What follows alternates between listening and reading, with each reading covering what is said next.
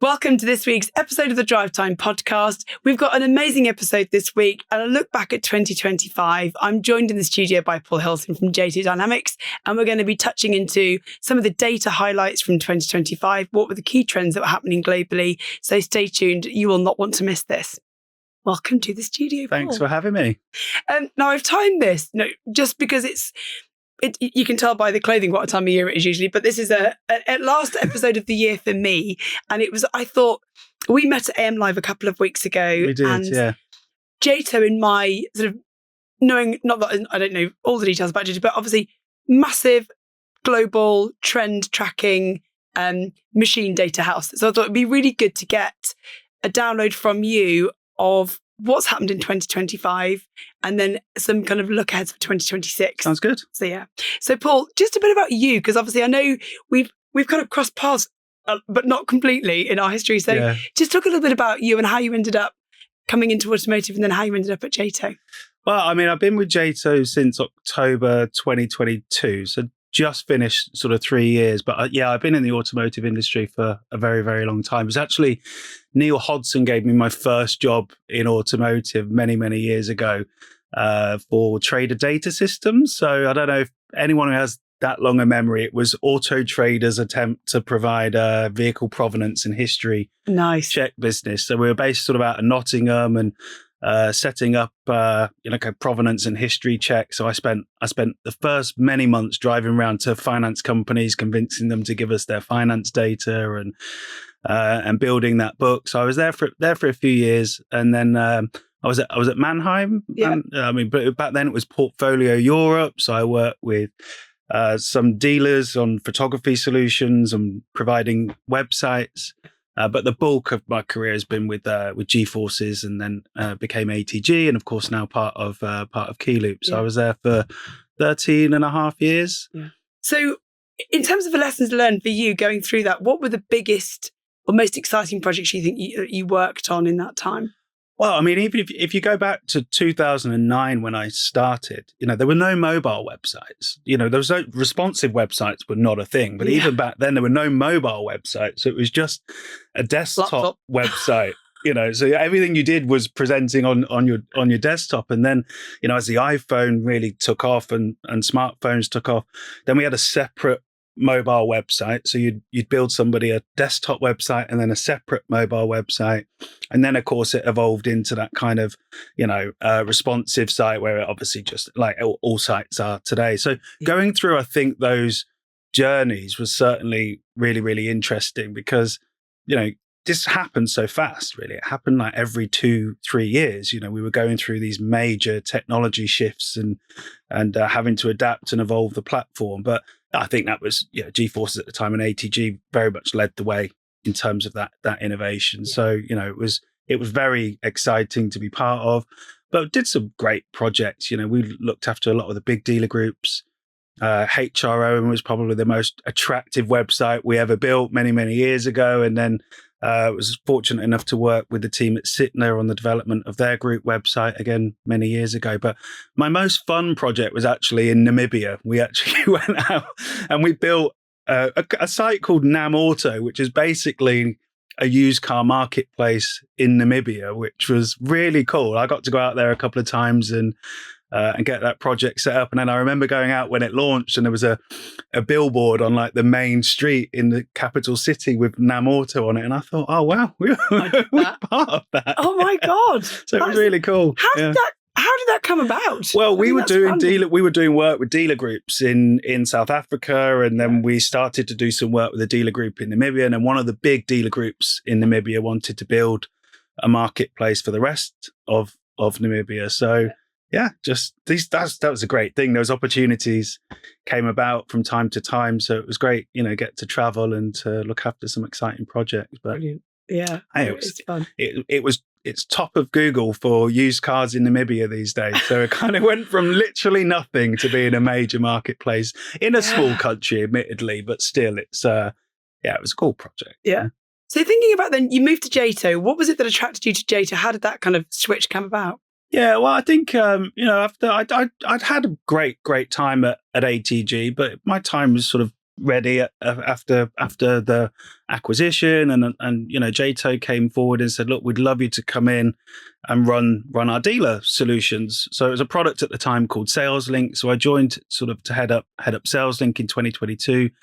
But it's such an exciting business. I think actually, I'm a bit of a geek. So for me, like the data side of it was always quite interesting. Yeah. But, it was, I just saw it as an opportunity to get in and help take a data business that's 42 years old now, or 41 years old at the moment. But, a business that's very, very mature, but wanting to evolve, wanting to deliver more of its data and solutions into the dealer space. And that was obviously my background. So that was a really kind of interesting opportunity. And it's been great. It was always a challenge, obviously changing roles after such a long time in one place after sort of 13 and a half years. But no, it feels that's like great though, isn't it? I think if you can do that, if you can switch, because I've had very fortunately opportunities to stay within auto, but just do something different. Yeah, exactly. And I've always thought, I didn't know about e-commerce. So I went to work for an agency that did e-commerce. I kind of went from a fintech to an e-commerce and then into Keyloop. I'd never worked for a DMS provider. Why would you ask me to do that? I don't know what they do. So, but it's such an interesting, I suppose it's the heart of the retail space is everything, all the data points come into and out of a system of record. And that's why for me, I look at something and go, right, what do we do now? And then what's the next step? What can we do next? I get really excited about innovation. Yeah. And that's a great space. I think when you work in the tech space, innovation is constant. It's really exciting. And there are some great people that are doing that. So JATO then, if you were to sum up, you mentioned you work for SalesLink, which is just one element of it. The kind of provenance of JATO and the history of that business, because it's tracking data through lockdown. I think we were looking at trends of what sales were happening where and what vehicles are being registered where. What are the data points historically that JATO will be tracking and how is that then used in the industry? I mean, it's probably easiest just to try and see JATO as like a global encyclopedia of every equipment on every car. That is what we track effectively. So from build of a vehicle, every feature, every dimension, all the weights, onboard equipment, specs and options of every vehicle in every country, and then every change to that. So if the price changes, if another color option gets added, if a feature doesn't become available on that vehicle anymore, prices change. We're tracking all of that data and standardizing it with a kind of JATO taxonomy layer. So it kind of normalizes that data so that you don't have to try and interpret Volvo's description of something to Audi's description of something to Mercedes' description of something. So we're tracking all of that data, but then we overlay that with lots of other insights. So actual volumes of model mix data. So what's actually selling in those countries? What does the forecast look like for brands and models and segments in that country? We're tracking monthly payment and pricing data on vehicles. And then we look at actual transactions. So what was actually bought at dealership level. And that's where SalesLink comes in, because that's kind of part of that solution. So what did people buy? What is the take rate of certain options and features? And for me, that's where we get really interested, because those cars become used cars in 2-3 years time. And then we've got this great insight in, a panoramic sunroof on a particular car was the number one feature. And so a dealer looking to add that car 2, 3, 4, 5 years down the line can start to build a really, really strong picture of that, As we look back at 2025, you mentioned that obviously you have the ability to forecast what you think will be coming, and then we're now at a point where hopefully we can see what really happened. Are there any sort of key highlights from 25 that where forecasts were either completely bang on or completely way off? Were there any markets that have done way better than we thought they were going to do, or any that have maybe underperformed? Yeah. We've obviously got tariffs going on all over the place, so that I'm sure has had an impact on certain markets. Well, like America, the US struggled in terms of EV adoption in 2025. So it hasn't achieved what the market forecasted they would do in terms of electric vehicle sales. Some European markets have outperformed. So Spain's had a very strong year in terms of EV registration, but overall Europe, they've been quite slower to adopt EVs in Europe compared to other Western markets. South America's had the kind of biggest boom this year in terms of, was not expected to perform as well, but has outperformed. And that's been driven by Chinese OEMs. I mean, BYD's growth in South America has been phenomenal in the last 2 or 3 years. So, there is affordability, there is multiple powertrains going into those markets, so it is performing extremely well. So I think, and China domestically has performed very well with domestic brands, not so much the Western brands that have gone into China have struggled to maintain the growth that they were seeing pre-COVID. That's all but gone. So even for brands like JLR and Volkswagen and Tesla aren't performing domestically in China anywhere near the level that they wanted to be, but have grown elsewhere in the world. So South America's had a very good year globally. UK's doing well though, obviously. I think back to pre-COVID levels in terms of total vehicle sales is predicted. I think Auto Trader predicted that for next year. So it's taken us a little while, I think, to get back to that type of level. But it's going to be an interesting year next year for sure. So we haven't quite seen. It's not been an EV boom, but actually it feels like it's beginning to, I suppose, find its way. So South America doing really well.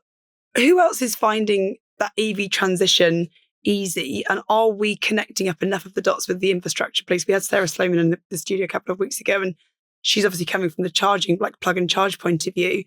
Is there enough confidence about selling EVs, explaining total cost of ownership, all of that, or is there still some Well, the Nordics have done extremely well at that. They've done very well from a very early stage. I mean, and we have customers of ours, even some of our customers would be, electrification departments in governmental agencies that want that data to help educate the consumers. So it could start from that angle as well. You've got, is the will there of those in charge to electrify and to shift to EV? Because if there is, they need to educate the consumers. It's not ultimately down to the car dealers to educate consumers on EV, but they also put the infrastructure in. But of course, it's chicken and egg, isn't it? It's quite difficult for that investment in infrastructure in anticipation of that demand. But those targets still are there across Europe. Everybody's got to hit certain targets over the next, 5 years, but 10 years, or however long it ultimately ends up being. Whatever. Well, yeah, and I think it will probably shift again because I don't think the adoption rates are quite there, and I think even the most recent budget is putting in, different fees now for EV drivers, so those incentives don't feel quite as there. But I think that there is stuff we could learn from other markets, but I think even markets you would maybe not predict, like India. Is investing significantly in EV infrastructure in its main urban areas, and EV vehicle growth, is starting to come through and will come through. But I think hybrid still has a big part to play over the next 2 years. We predicted in the US, we think that hybrid is going to be the kind of biggest growth area for next year. And I was over at the LA Auto Show a couple of weeks ago, and some of the new product coming out over there with a focus on hybrid to give you that kind of 700-800 mile combined range is that range anxiety goes out the window, even for those, Texans that will drive 4 or 5 hours to go and see somebody, I know. Yeah, it is crazy. So I think, there's the halfway house, isn't there? So, so in terms of so you mentioned like infrastructure, India you said is like a big sort of growth area potentially, and also there's a big investment. Are there any other regions that have really surprised you this year, better or worse? Well, India. Like I said, I did mention India, but I don't think so. I think South America was a big surprise. The US, the US has had a challenging year. I think the tariffs and imports have affected the market there. But no, I think South America had the best year. China and India have seen significant growth, and Europe's been good, steady but progressive growth. And I think there'll be a lot more growth in 2026 for the UK and Europe. Yeah. And sort of bringing it back, obviously, onto our home turf, we've seen a sort of an odd year, obviously, with cyber attacks and various other things going on, and then tariffs and uncertainties, and still navigating Europe, not Europe, whatever.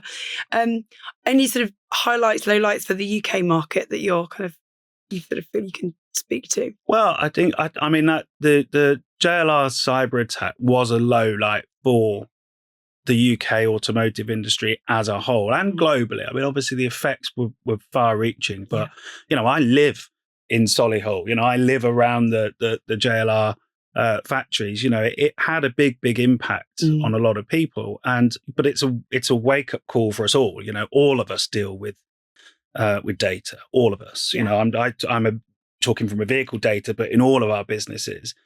And for an attack like that to have such an impact and to shut down production and to shut down sales is a really big wake up call. So, obviously, we all hope they can recover from that. But yeah, I mean, it's it puts the fear into a lot of people. Every email, everything you don't recognize presents a risk. And I don't answer numbers I don't recognize. Crazy, I know. Like text messages, and it's constant, isn't it? It's you're gonna, your cloud thing is gonna. I'm like, I don't even subscribe to cloud. No, I'm not. But I'm probably very cautious about stuff like that because we have to all be very cautious. And I think that's one thing actually in terms of how we invest in training our people. We absolutely have to make sure that we invest in training, and we're completely up to date with however we host everything else and manage data and the people that access it. So I suppose highlights, lowlights, and then sort of as we think about brands, you mentioned BYD have done really well in South America this year. They've seen huge growth. How about the rest of the world? What sort of brands have shone out for you in 2025? Yeah, I think JATO and automotive have done especially well. MG continues to perform exceptionally well. I mean, their growth in Germany and some European markets this year has been phenomenal. I think Volvo, though, has had a fantastic year here in the UK. They've had a great year in terms of sales and registration and the product mix. I think any brand that has a really good balance of EV, hybrid, and ICE, and they have a very good balance, I think gives you all of those options. I think those brands that have maybe over-edged it in EV or didn't put any foot into that market have probably found themselves struggling a little bit. But I think, BYD, not just in South America, even here in the UK, they've had a phenomenal year. And then I think but there's some of the, like the Renault 5 product, for example, has had a great, that product's done so well since its launch this year across Europe. So that nostalgia, I think, still exists there for those brands with those particular products. I mean, I wouldn't be surprised if we got an old Mark II Golf re-emergence in Europe this year. Do you know, though, I love, I was chatting to Harry Boss at the EV Summit. He was like, the new Capri doesn't even look like a Capri. Like, no. why do it? Why not make it look like a Capri?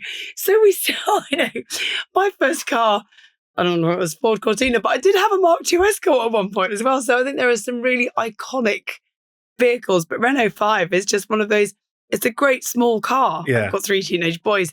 They're all in small cars to start with. So it's, but actually for urban travel, you don't need a massive land barge, which you just don't need one.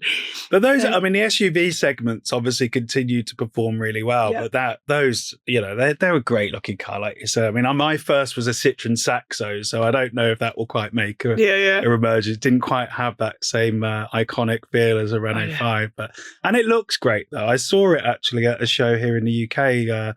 Earlier in the year, so that's a fantastic looking product, isn't it? Yeah. So I suppose the other kind of things it'd be good to, we've talked about kind of volumes versus expectations. Are we going to be seeing significant shifts in the volume expectation for 26? You said there's like a gradual, incremental, steady as you go kind of growth. Yeah, there'll be losers along the way. Obviously, there will be brands that grow exponentially or massively outperform the overall market growth. But it will be at the detriment of some of the other brands. The overall volume isn't increasing significantly. No. I think it's 2 million new cars for the UK next year. Yeah. Obviously, changes coming with mobility scheme as well might impact some registrations. So it's going to be a challenging year, but not all brands we'll see that level of growth, and there are more coming. This is the real difficult balance. We see that from Chinese brands that want to look at European registrations data and try and build a picture of their competition before they launch. So there are more brands that will try, and then you've got brands coming back like Mitsubishi are coming back into the UK. I believe coming. Yeah. But I think that is it, isn't it? You've got so iconic brand status, but it's how it's manufactured and how you bring it in.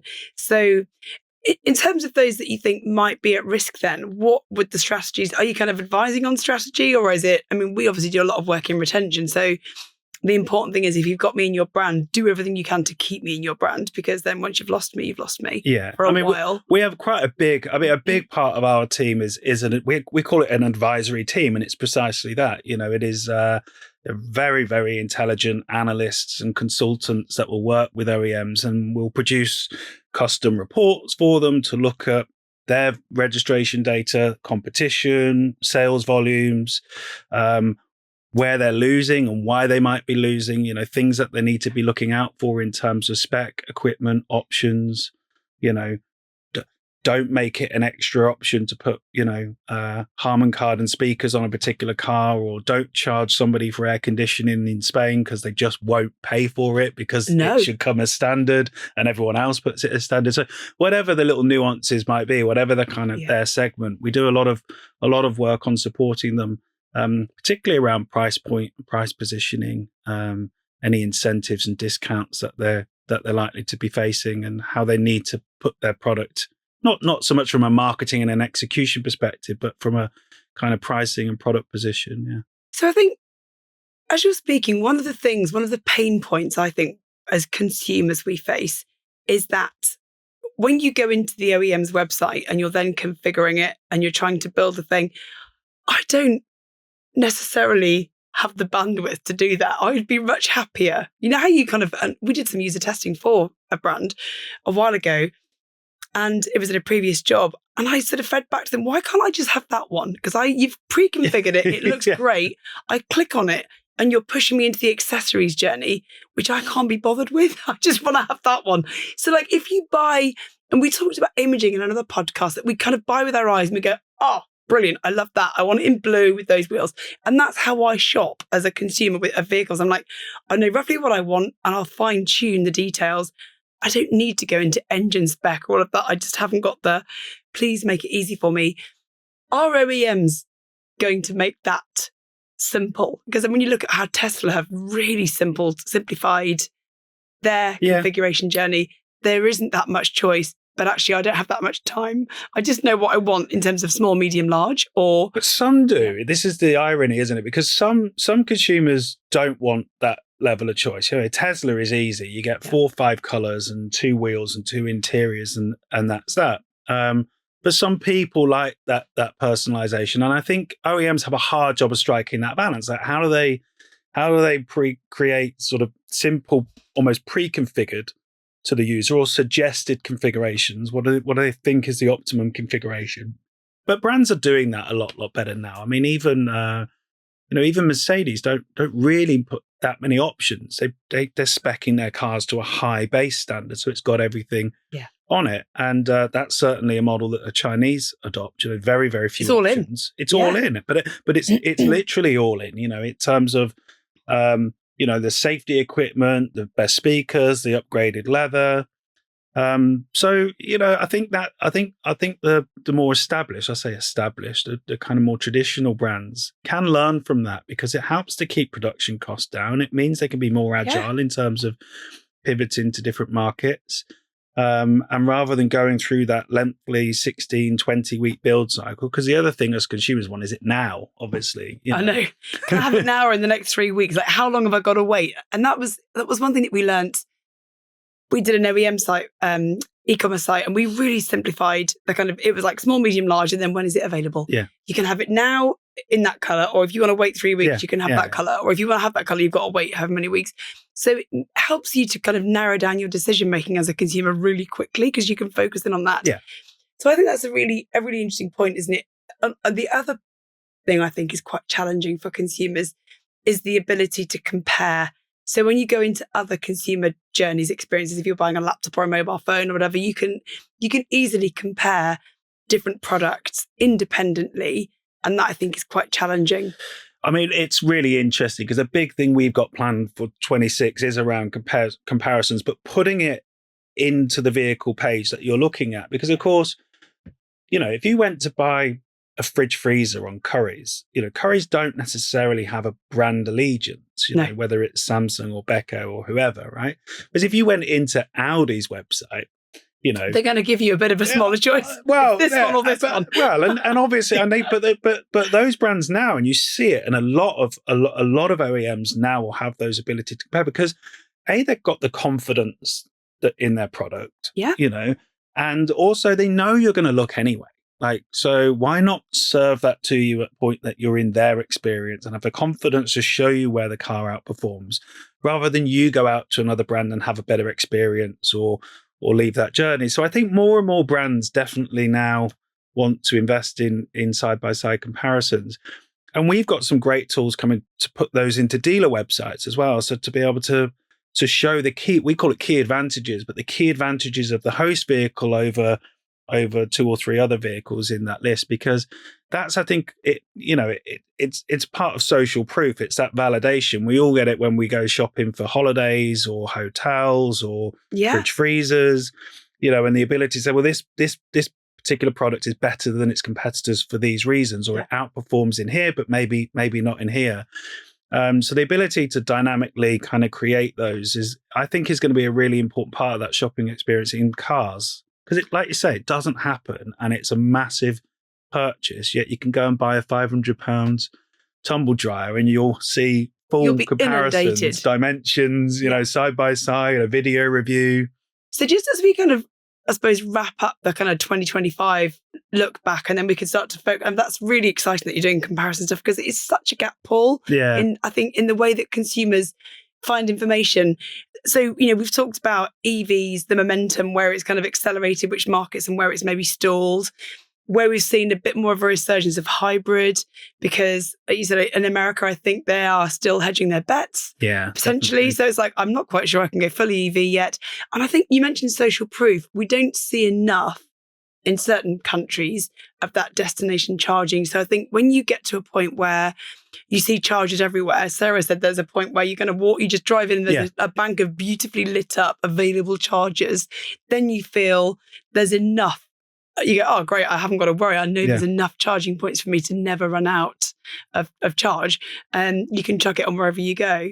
And then the other thing I think is how we see, I suppose, pricing, the incentives. There's going to be some really competitive product that has already come into the markets in 2025. How that's going to maybe affect, there'll be some winners and losers, as you mentioned, in those brands moving forward. Any other kind of, if there was sort of 3 key takeouts 25, if you could summarize it in 3 headlines for 25, what would they be? Oh, well, I think the first would be that kind of electrification sort of had a reality check in 2025. We didn't see that mass adoption that we wanted for lots of reasons, but the pricing, the tariffs, the shifting of mandate rules clearly affected 2025. And I think affordability is the battleground now. I think that's the other kind of key point, is that people are watching their wallets. There's no doubt about that. But they still want quality. They still want equipment, and affordability is really shining through at the moment, because you've got some great looking product that's very affordable. It can be, a very low monthly payment comparatively. And the premium brands need to be keeping an eye on that. And they are, and it becomes very, very challenging. So you've got kind of those 2 factors. And then, I guess if we talk about, from a global perspective, is that, that regional divergence, has really defied that strategy for some of those markets like LATAM, where, they've had a resurgence that there wasn't as expected, and they've grown significantly, and that's created some great opportunity.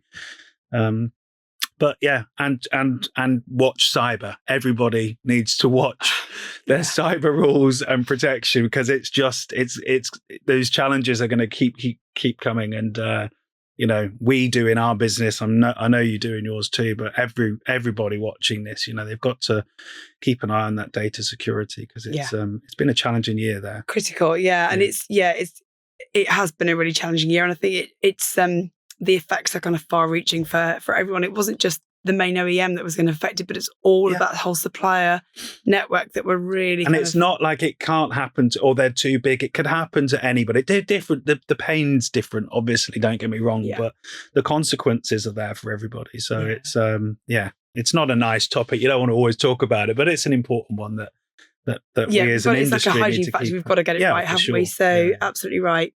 So just thinking then about one of the things that you mentioned about kind of the growth of those new entrants, is there anything else that the Western markets should learn from what China are doing and how they've invested? So what can they learn from China right now?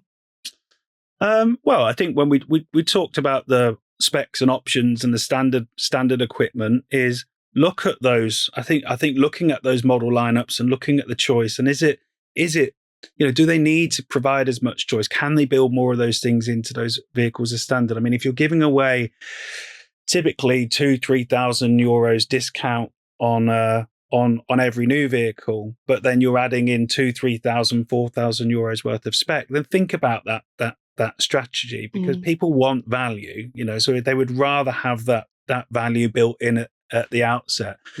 They are doing that, though. I'm not suggesting that any of the brands aren't, but are they doing it quick enough? Because the competition is coming thick and fast. So I think there's something to be said for the way they position, but they need to back themselves. At the end of the day, they have got the history. They have been around for decades and decades, and they have that customer reputation and loyalty, and that means a lot still. Although in the UK we're less brand loyal, the Chinese OEMs have struggled to get adoption at scale in countries like Germany, where you have much higher brand loyalty to the homegrown brands, and in other markets too. So how do they build on that, and how do they make sure? And it might be more nostalgic model launches and kind of taking us back to the product that we remember. But I think it'll be interesting to see how those brands fare next year. Do you see, and I don't know actually whether you're even tracking this, but do you see different demographics having different levels of loyalty, or is that something you don't really track? We don't track that, no, but you certainly do see that, obviously younger buyers are less brand loyal, and that's the same when it comes to mobile phone devices and other product as well. I think there is a perceived, I'm sure there was a good Auto Trader study done earlier this year looking at the brand loyalty to or people's perception of Chinese brands and whether they trust Chinese brands. And obviously you would expect the older demographic to be less trusting of those brands to the younger demographic. So that data is out there. It's not something, we don't track necessarily that kind of consumer intent and appetite towards those brands. But yeah, I don't think it's probably surprising if we said younger buyers wouldn't mind a cheaper Chinese car versus an older driver who is, more concerned. And they've always had that badge, and that's the badge I'm always going to have. But then I think this is where you get into those conversations of servicing and the maintenance. You have to have a network, and I think that's where BYD and Amodo, JATO have done really, really well this year. Is they've not just launched in the market, they've got some serious retail points from very, very respected, trusted dealer groups that we all know as kind of very well respected dealer groups, taking on those brands and putting those showrooms in. And that's been a tactic that I think has served those particular new entrants particularly well. I think new brands are not for us. They're not a new thing. I remember when Kia launched in the UK, they kind of launched in with 7-year warranty, and they realised that people might be reluctant to take on a new brand, so they backed it with a really long warranty. So I think that's why. And in Canada, I was there a couple of years ago, and there were some of the retailers that were like, "Oh, we're not really sure about what to do with these new entrants." I'm like, but you're the shopkeeper. You can put what you want on your shelves. And actually, if you think about your business as a retail business, you're going to sell what consumers want to buy. And if the brand, like we talked about fridges, whether it's a Beaker or a Samsung, if you're the retailer, you can be kind of agnostic if you've got a multi-franchise site. Exactly. And you're just thinking, well, I need to provide choice for my community. Some of that might be premium. Some of that might be affordable. And actually, I wonder, I haven't talked about features over the air yet, because that's another thing that I think we're seeing more of. Everything comes pre-installed, and then you as a consumer can choose to subscribe to it or not. So I don't know whether that's something you're tracking with Oh, it is. Yeah. Software defined vehicles, as we call it, but over the air features and updates is something that very important to track. But not only that, I mean, there's some great collabs. Like we talked just then about Kia, like they were launching a major new product in the US a couple of weeks ago. And they partnered with Disney around all of like the in-car themes. So you can have kind of different Disney themes and Marvel themes on your car. And I think that's going to be, honestly, that is going to be a big thing, I think, in the future, is those collaborations between the car brands and the in-car media and the tech. Because I don't know, I mean, my kids are younger than yours. I know we were talking about your sons a little bit earlier, but my little girls, they love it in the car when they can kind of play with things and they get feature updates. I think that's going to be a really, really big play next year. And that's still software. It's over the air media updates in effect. But those kind of, tie-ups between, Disney and Kia is a big, big tie-up. And Kia are doing so well in North america. So, that's... And Canada, because we work with them out there as well. So, amazing. Yeah. So, I mean, maybe actually it'd be good to spend a bit of time on that as a topic, because it's an area we haven't covered on the podcast yet. And for me, it's an area that I'm still kind of getting my head around. So, you talk about features over the air, you're subscribing to things, and I have a subscription. I have the app on my phone for my vehicle. I haven't really delved too deeply into... I know it kind of updates the software because it tells me when it's doing it. My phone is just upgraded. I'm not sure I like the new Apple interface because it's all a bit weird and a bit watery, a bit see-through. Yeah. I don't like it. But it'll become my normal very soon. Well, you do. That's the irony, you see, because we always say that, but then we get used to it very, very quickly, right? But it's weird because my car also now mirrors my phone screen because I just plug it in and it does. I have Apple CarPlay, so it all synchronizes everything. So it makes it super easy for me as a consumer. But what are the big, I suppose, in terms of software-defined vehicles, what should we be aware of or kind of, looking forward to as this kind of technology grows, apart from having to be able to, you can have a whole Taylor Swift themed vehicle if you want to know what might come next. Well, you wouldn't be surprised, yeah. My girls would be signing up for that, that's for sure. 100%. Yeah. I mean, I'm a bit of a Swiftie myself, but my partner has 3 girls, I've got 3 boys. So you can imagine you could switch your mood, your mood depending on who's in the car. So yeah, just thinking about what we'll expect to see with software-defined vehicles and how we can start to unlock that potential. Well, it's interesting because I think the software updates for things like heated steering wheel, I don't think will go down particularly well with your average buyer, right? Yeah. They don't want to be forced to pay an extra €500 to heat their steering wheel in the winter. But what will be important is the ability to preset the car, the ability to preset your vehicle the evening before so that it's at the right temperature and is defogged and whatever in the morning. That's still a software app that most manufacturers will now make available and allow you those updates. And then it's the hookups to things like Spotify and to Apple Music, podcasts, audiobooks through the software in the vehicle, so that it's not hooked up to Apple CarPlay, but it's built into the kind of core interface of the vehicle.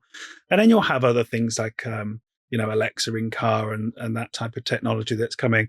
So I think there was an idea that brands would be able to put in features over the air. Yeah. But I think they're all taking quite a cautious approach for that. And it also affects quite a lot the used car market. We've been trying to track features over the air. Now you can say whether a vehicle had the ability to have that feature, like a heated steering wheel, but you don't know if somebody's got that feature on that particular vehicle at one point in time until that car comes back into a dealership environment. So I think we'll see less of that, and I think we'll see more of the kind of the connectivity features in those vehicles.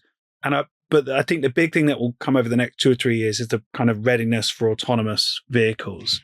Yes. And it won't be kind of fully autonomous in the UK, obviously, for some time yet. But, the ability to call vehicle and for it to be able to park for you or to pull out of that space, that kind of semi-autonomous that is the term being used, where kind of, it's not fully self-driving. Although I did go in a fully self-driving taxi when I was in LA a couple of weeks ago, which was quite interesting. But, that kind of partial autonomy that I think people will buy into and say, oh, I'll pay for that type of feature and that type of update. Yeah. I mean, that is the semi-autonomous thing is, again, it's another huge, I think it's going to be another huge shift of stuff that we see. Funny story, my son, my youngest one, he had to say to me, he said, Mum, there was like no spaces left because he was a bit late for work the other day.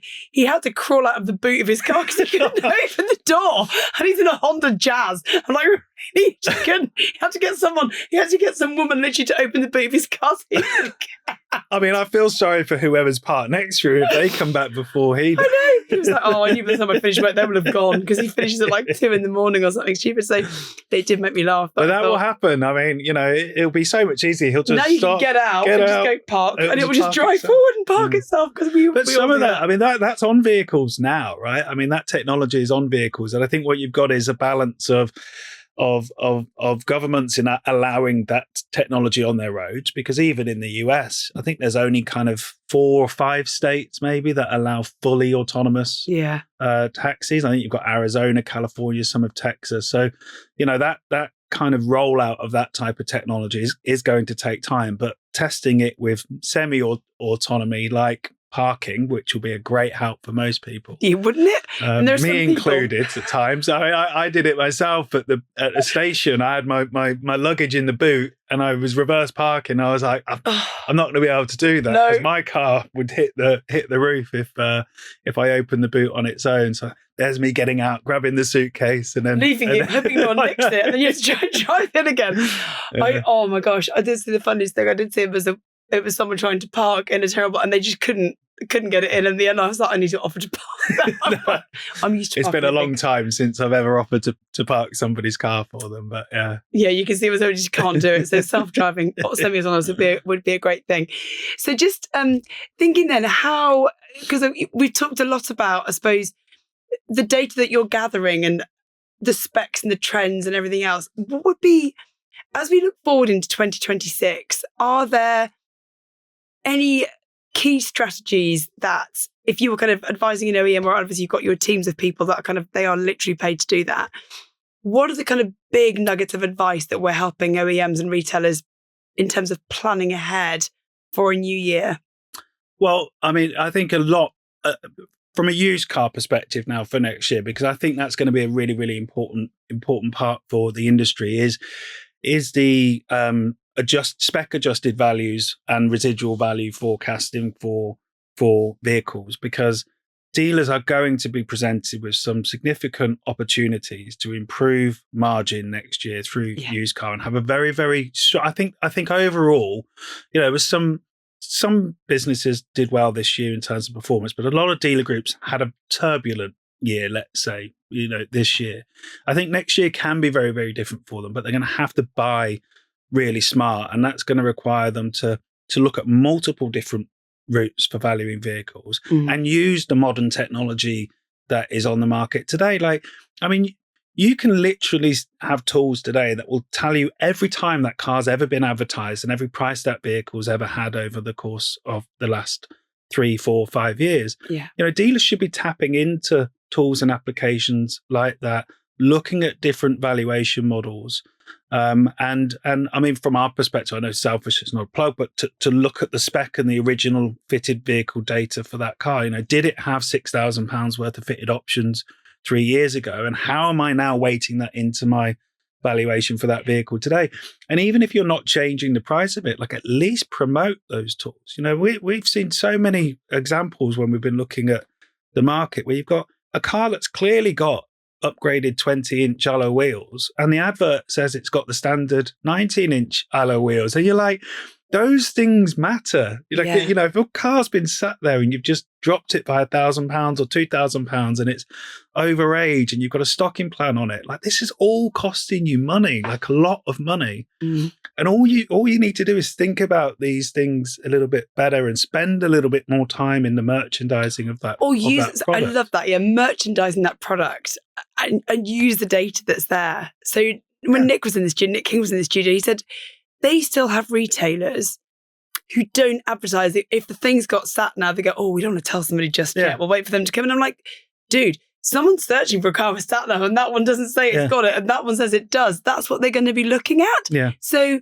I think that's the one big thing, Paul, we could advise retailers to learn from retail. Yeah. You're merchandising your stock. But it is merchandising rather than advertising or selling. The term is merchandising because it's all about that. It's all about the equivalent of dressing a mannequin at the front of the shop or the product placement at the end of aisle. It's the same principle. Yeah. But we're talking about £20,000-30,000 vehicle. And you've still got 6 photos and 2 lines of description, and you're there wondering why you're having a challenging year. I mean, that's I think that's the thing for me, that we're going to see technology automate so much. You should be able just to put the reg in, and you mentioned like there are multiple applications that will literally suck that data out of wherever it's been tracked. And you can add that on. So you're merchandising it with additional features, with additional whatever. And there's AI descriptions are, we've got them built into our platform for dealers. We've got, so it's using the spec adjusted data. So it's showing you that car originally had this options, but loads of tools have got AI descriptions, or just put it into Copilot and ask it to draft you something and then put it onto your advert. But to just put nothing, is, well, to let me, me guess. And we're talking, I've looked at some big dealer groups with some premium product, like 50, 60, 70 grand vehicles, and they don't have better descriptions of these. And, we're talking, those were things we were advising dealers of in like 2010, 2012. But it doesn't do you any harm, I don't think, to go back to some of those basics of things that matter to a shopper. Like, it matters that they can see that the car's got that equipment, because if they search for it, and in an AI world, we're not even talking about that yet, but if you kind of go into just using Copilot or ChatGPT to put 5 cars in a list for you that have got these particular features, if you're not promoting those features on your car, you're going to be forgotten in that world. So you really don't have a choice if you want to.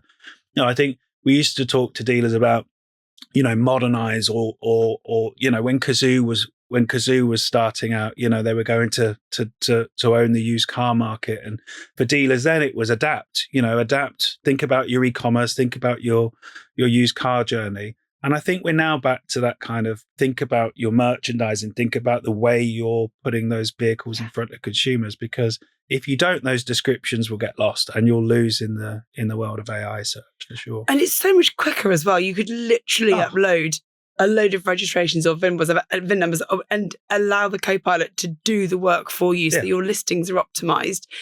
Also, I think it's important that when you're building out your pages, any of those vehicle listings pages are properly tagged in the meta description. So you've got all of that fully tagged, because that's how the LLM will find you. So you're looking at how do you make sure that you optimize and use the latest tools and applications so that those descriptions are not only optimized for SEO, but they're optimized for LLMs as well. Yeah. So I think that's the... And I just think overall, I don't think websites have evolved massively. Dealer websites have evolved massively over the last, 4 or 5 years anyway. So I think for us, certainly things like adding in comparisons, so that consumers don't have to go elsewhere to have a look at why that car outperforms another vehicle, because they genuinely will just take that, put it into ChatGPT and say, compare this car to its nearest competitors. Yes. And then they'll get serve links to those competitor websites, and then they're off in that environment themselves. So have the confidence. They're on your VDP or your vehicle page because they liked your products. So keep them there. That's a real focus point, I think. I think so. At the moment, what we've seen so far, I think the AI is not fully trained in the rest of the world. It's still quite focused on like North American description. So, and I think that again will evolve. I was saying at the beginning of this year, Paul, we're going to say, let's talk about the AI thing and now we're just fluent. We're not fluent, but we're like a lot more fluent than we were. We're sort of... It's only 2 years really as well though. It's like, if you think 2 years ago, it was really, really basic when you would put it in. You would put a search term in or ask it for a description and it would come out with some Americanisms that you'd be like, oh, well, that clearly doesn't work. It works now, but it will get significantly better over the next 12 to 18 months. I think dealers see it as an inconvenience when it's not really, because it's time saving if they use it properly. Do they see it as an inconvenience because they don't understand it fully yet? Is it just another thing they've got to learn? Or how can it be an inconvenience? Because it can save you hours. Or maybe it's just process that they need to sit down and review that process. Like, have a good rethink of how do we put vehicles online? Because, is it going from a buyer into an admin up to the DMS out to the website? At what point is somebody stepping into that merchandising journey? Is that I'm now going to improve that description, or on at least review it, test it on vehicles that have been in stock over 30 days and go back. And we want to even get to a point where we can automatically evolve the description for overage vehicles, or automatically evolve them based on weather or other events, so that dynamic descriptions becomes a thing. Because why shouldn't you have those? Yeah. Have you done, I think also you talk about like what's being left on the table, and that is about the kind of the missed vehicle descriptions. Have you done that and taken a sample? I'm sure you have, with a retailer and said, right, you're currently undervaluing this amount of stock by X thousands of pounds or euros. Well, in terms of today's value, that's not something we would necessarily have. We as JATO don't necessarily have that. So we would have the original price, the original spec, and the original options. Now, what those $3,000 wheels were, well, when they were £3,000 new, what they're worth 2 or 3 years later is open to interpretation. Although we have some great partners that we work with that do those actual today's values based on that adjusted spec. Yeah. But yeah, we sample set a bunch of dealers that we're talking to at the moment. And honestly, Jacqui, we're talking about an average £4,000-5,000 per vehicle being missed in terms of fitted options. When you get into the more premium stuff like Porsche, it could be honestly as high as 10, 12, 15,000 pound of options that were on that vehicle that might be baked into the valuation. It might be baked into the price that they're selling it for, but none of that is described in the advert. And you just think that's just crazy when you're selling a car at that value. That is a bit nuts. I think that's the one thing we talked about, having simplification of spec. And this is where you're at the other end, you've got almost like a bespoke, the stitching might be specified, or they've got, they're really kind of, that's a high-end vehicle that you really should take your time. Crazy. There was a friend of mine the other day, completely random kind of thing, but like how you charity shop stuff and the amount of real gold that gets chucked at charity shops because people don't know what they've got. And I think it's like the same analogy, isn't it? People don't know what they've got. Yeah. Don't give your gold away to the charity shop. Pop it down to the jewellers and get it properly valued. But if you wouldn't just throw something away unless you knew what it was worth. So I think that's where I struggle to think as to why, because it's not like dealers are falling over these vehicles and shifting them the minute they come online. There is challenges. Some dealers are selling obviously at quicker rates than others. But the shopper is in control now. Like the buyer is the one in control of that purchasing journey. So you have to merchandise better. And I feel like it's something that's been a bit of a lost discipline.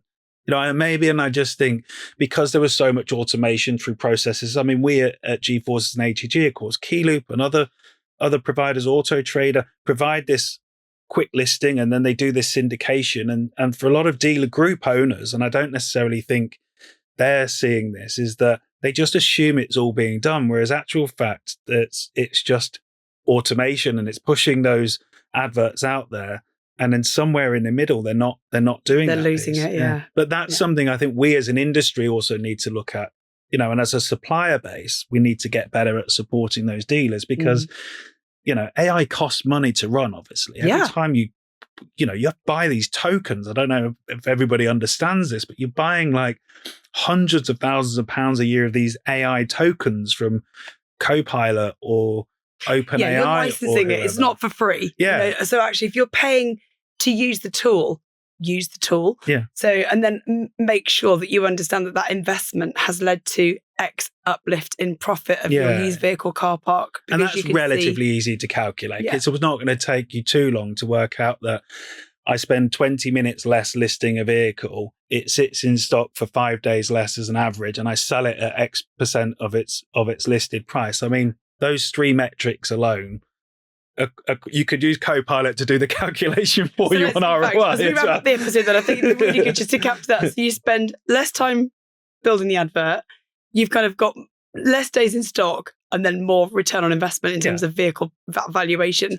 So if you're using those 3 KPIs to measure the impact of technology to improve your valuations, that's a really good, and that's I think that's what we've been doing. Every single part of the product portfolio is like, how does that impact that retailer or OEM in terms of time saved or growth of profit or valuation or improvement of that process in terms of the time of that technician on that job.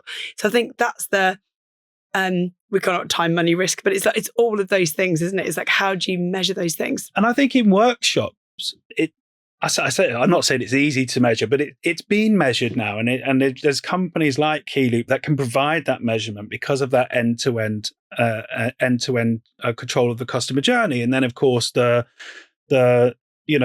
workshop work coming back into workshop 2, 3, 4 months down the line. So I think there's been a lot of work done on that because it's where there's a lot of leakage, obviously, in terms of dealer margins and for OEMs as well. And I think OEMs are quite invested in service, and they're invested in new car because it matters to them. Yeah. But are they as invested in used car performance?